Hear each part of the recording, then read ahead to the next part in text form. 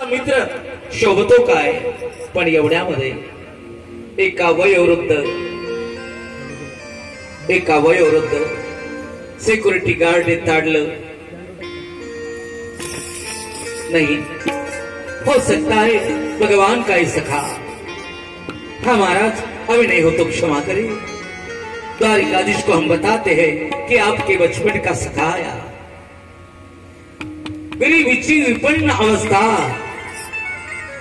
आणि द्वारपालाला निवेदन करते भगवंताशी भेटण्याकरता. देखो देखो ये गरीब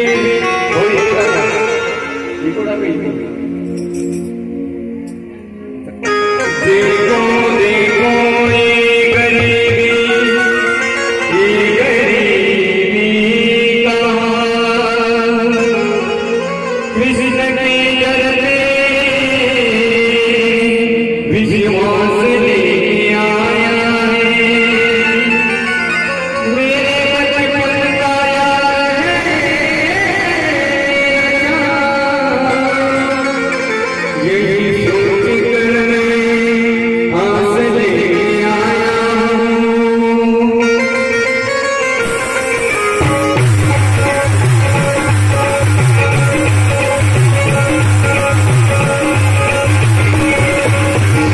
अरे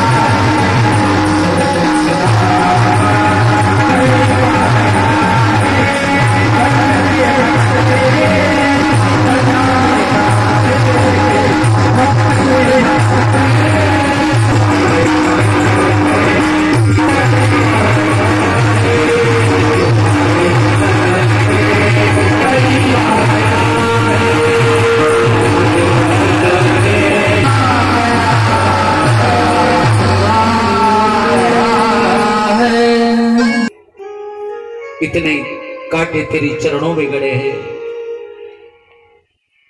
जरा मुझे बोल देता, मैं तेरे लिए रथ भेजने की व्यवस्था करवाता रे। किती काटे तुझ्या पायामध्ये रुतलेले आहे। दीन दशा सुदाम देवाची बघितली आणि द्वारिकाधीश रडायला लागले। दोन्ही पाय सुदाम देवाचे पकडले। देख सुदामा की दीन दशा, करुणा करके करुणा निधि रोए। पानी पड़ा तुको हाथ नहीं, नयनों की नीर से पग धोए। देख सुदामा की दीन दशा, करुणा करके करुणा निधि रोए। पानी पड़ा तुको हाथ नहीं, नयनों के। आणि मला जरा देखील कळवलं नाही रे, काय तू आपली अवस्था केली। रुक्मिणी मातेनी भक्त इतनी दीन अवस्था में रहे, आज से इनकी गर्मी दूर की जाए। सुदाम देवाला तिलक करायला लागले। तिलक लावता श्री क्षय हा सुदाम देवाच्या भाग्यात लिहिलं होतं, लक्ष्मीचा क्षय होईल। आता लक्ष्मी स्वरूपा रुक्मिणी मातेने इशारा केला, माझ्या सुदाम देवाची आता गर्मी दूर करा। आणि तिलक लावता लावता सुदाम देवाला यक्षश्री शब्द केले।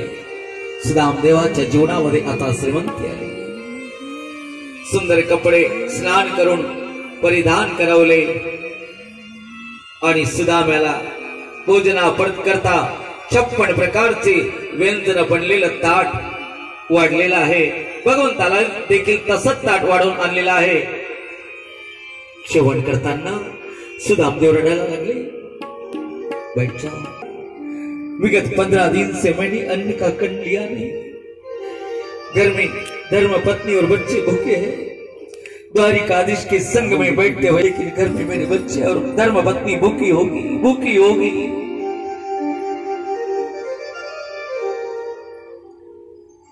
कन्हैया, कृष्णा, कणकीचे 2 गक्कड हातावरच्या 2 ठोकळ पोळ्या बनवतो। विस्तभामध्ये फक्त भासतो। सगळे मिठाचे कडे आणि सगळा मिरचा खाऊन पोटाची भूक भागवतो आणि अहोरात्र तुझं भजन गातो रे। एवढं सगळं आणि सुदाम देवाचा परिचय धीरे धीरे धीरे धीरे भगवान घ्यायला लागले। सुदामदेव म्हणतात, सर्व विचारशील देवा, पण चोरून फुटाणे खाल्ली म्हणून मला गरिबी आली। तुझ्या धर्मपत्नी समोर हा प्रसंग। बच्चे, एक बेटी है, 2 बेटे हैं। बाप रे, भाभी ने मेरे लिए क्या भेजा, वहिनीने माझ्याकरता काय पाठवलं। ऐश्वर्य संपन्न देवाच्या श्रीमंती पुढे गरीबाची पोह्याची गाठोडी सुदामदेव लपवायला लागली। हाँ हाँ हाँ हाँ, जरा थोड़ा सा कुछ भेजा है, लेकिन आपके ऐश्वर्य के सामने प्रभु मैं क्या दूं। श्याम सुंदरानी बगलेतली गाठोडी ओढली, गाठोडी सोडली। एक घास खाल्ला तर भक्ती दिली, दुसरा घास खाल्ला तर मुक्ती दिली, तीसरा घास खाल्ला तर श्रीमंती दिली। रुक्मिणी माता म्हणायला लागल्या, हाँ हाँ, ये प्राणनाथ, आप अकेले खा जाओगे भक्त के घर का प्रसाद, क्या मेरी और कुछ देने वाले हो। रुक्मिणी मातेने देखील गाठोडीतील पोह्याचा एक घास घेतला। कालिंदी, मित्रविंदा, लक्ष्मणा, भद्रा, जांबवंती सगळ्याच्या सगळ्या आल्या। सगळ्यांनी पोह्याचा रसा स्वाद घेतला। आता मात्र भगवान स्वतः उठले आणि निवेदन करायला लागले, सुदामा, मला आशीर्वाद दे। सुदाम्याला आशीर्वाद, कृष्णाला आशीर्वाद सुदामा देतो। हा घे माझा आशीर्वाद,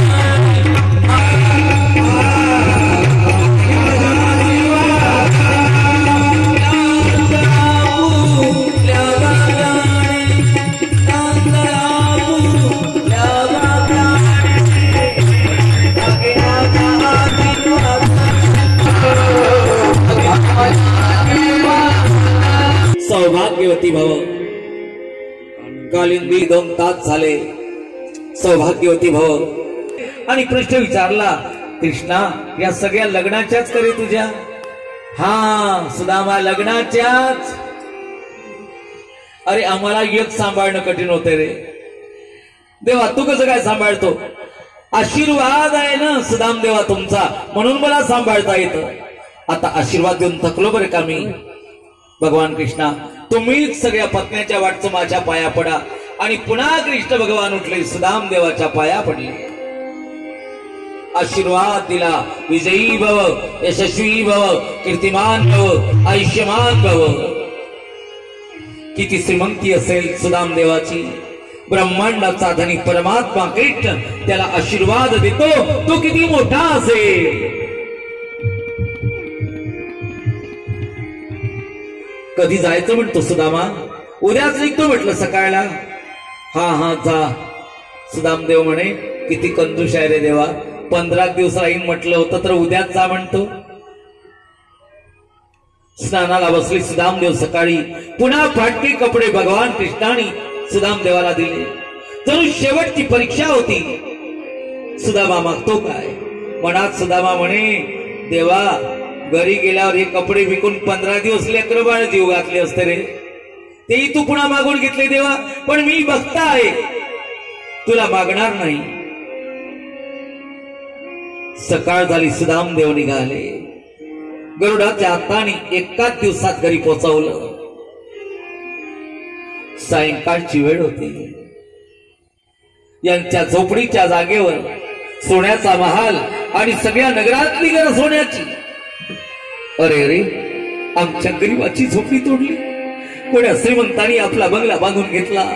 पण सुदाम देवाला पाहिलं तर सुशिला सोन्याच्या ताटामध्ये सजलेली आरती, नवीन कपडे घातलेली स्वागता करता पुढे आली. आइए प्राणना, हमारे जीवन के गरीबी के दिन चले गए, अब हम अमीर बन गए, चैन के साथ हमारी सारी जिंदगी गुजारेंगे.